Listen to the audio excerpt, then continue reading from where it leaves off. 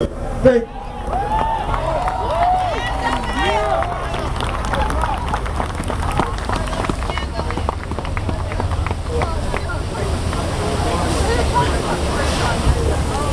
Right here I have a young man that could be Trayvon Martin. Carlos, he's 19 from Seattle.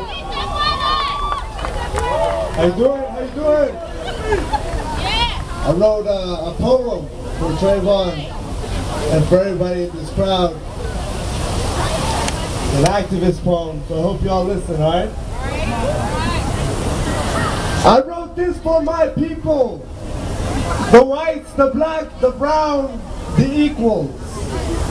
I wrote this for all my brothers and sisters lost to these concrete streets, and for all the mothers and fathers that buried them there. I wrote this for the guilty and the innocent, for all the Trayvons and George Zimmermans. I wrote this for you, and hope that someday we as human beings will demand equality, and hopes that one day we will demand respect, in hopes that one day as human beings we will demand justice, and in hopes that one day we shall receive it, in hopes that in that justice it's not just in our courtrooms or jail cells, but on these same concrete streets we every day lose black hooded faces on.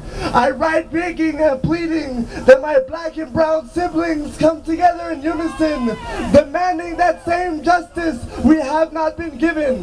This young man, how many young souls must die?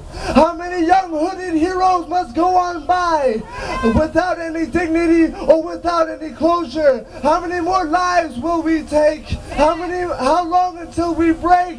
How many murderers will go free? How many judges walk away clean? I dream of a world where suspicion is just suspicion. Where protests are civil and pepper spray, Skittle and iced tea gas seas are free. I dream of a world where we watch each other's back instead of if he's black, or if he's brown, or if he's white, or if it's the flashing lights coming around. The time is now. We are here. Get loud. Let's block the streets. Declare our way. Let's block the tunnels and highways. Your way, my way. Let's come together and do it Trayvon's way. Put your hoodies up. Put your hoodies up. Can I hear revolution? Can I hear change? Can I hear justice? We want justice. Thank you. Thank you, Carlos. That was beautiful. Can I have Zoe Hardwick? Zoe?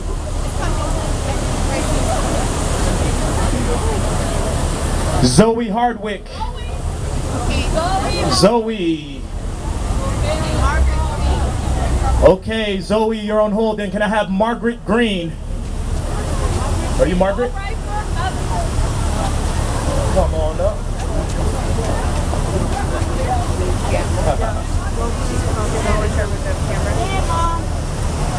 Good evening, everyone. My name is Margaret Green. I'm from Freedom Church, Jesus Church of West Seattle. Reverend Zachary K. Bruce, pastor. And I just want to say to all of you that the Word of God says that we ought to be angry but sin not. That's right. This is a time that we can be angry, but we don't have to sin. Because we have a God that will bring justice. But in the meantime, we still want justice for Trayvon. We will not stop until justice is done. The Word of God says that we are to speak up for those that cannot speak up for themselves.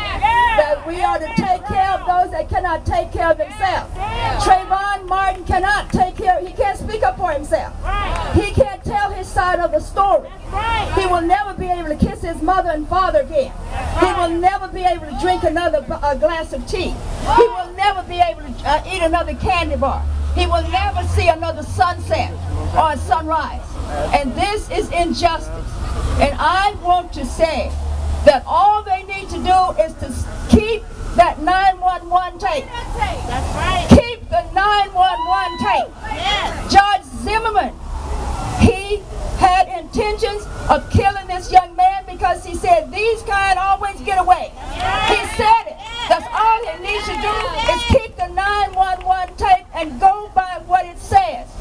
He's tried to make it look like that he was reaching in his pocket. How many of you, if you had somebody suspicious following you and you didn't know who they were, wouldn't you be leery? Wouldn't you be ready to try to get ready to defend yourself? Trayvon Martin had a right to stand his ground just like George Zimmerman did. He did not do anything wrong.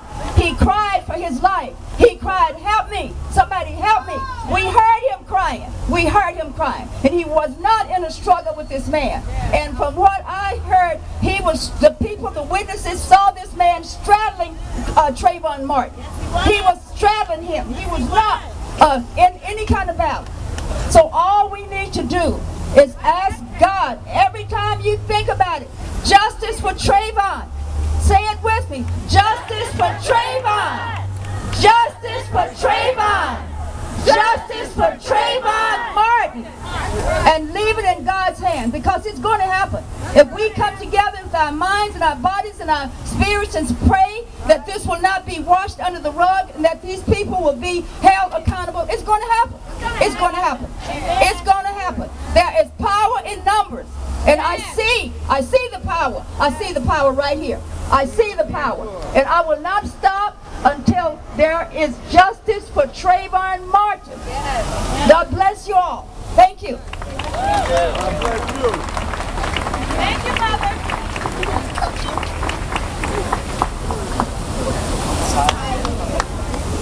Next, I'd like to invite Ty up to address the crowd.